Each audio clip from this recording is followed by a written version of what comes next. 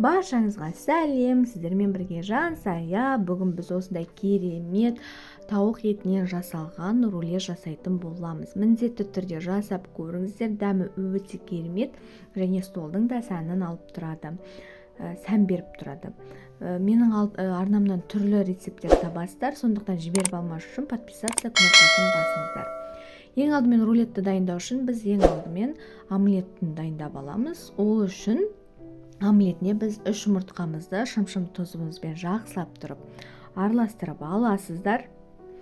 Кейін араластырып алған осы массамызға, жұмыртқалы массамызға қажетті мөлшерде сүтімізді қосып, оны да жақсылап тұрып араластырып аласыздар. Барлық қажетті ингредиенттердің көлемі бізде описанияда жазылып тұрады, сол жерден көрсеңіздер болады. Оның барлығын араластырып алғаннан кейін ұнымызды қосып тағы да араластырып аламыз. Яғни ұнымыз 4-5 қасық болуы мүмкін. Өздеріңіздің массаларыңызға қарай тым қатты сұйық, не болмаса тым қатты қою да болмауы қажет. Барлығын араластырып аласыз. Араластырып алғаннан кейін арнайы пергамент төселген формамызға салып, 4 бұрышты форма беріп, 180 градуста духовкада 10-15 минут пісіріп аласыздар.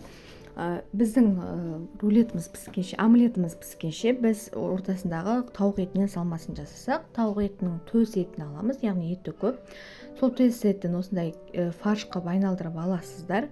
Және оған тұзымызды татымына қарай салып, жақсылап араластырып аласыздар.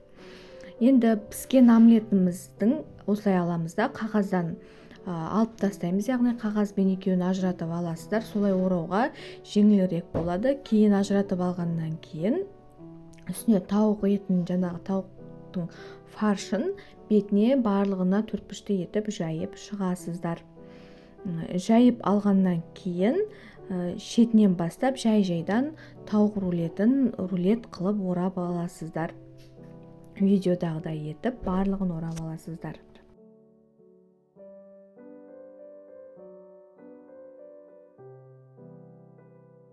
Кейін барлығын орап алғаннан кейін осындай өзінің пергаментіне қайтадан орап, екі жақ шетін жақсылап тұрып бекітіп орап аласыздар да байлап духовкада 180 градуста 35-40 минут пісіріп аласыздар. Міне осындай өте керемет, өте дәмді рулеттеріміз шықты. Міндетті түрде жасап көріңіздер, ас болсын.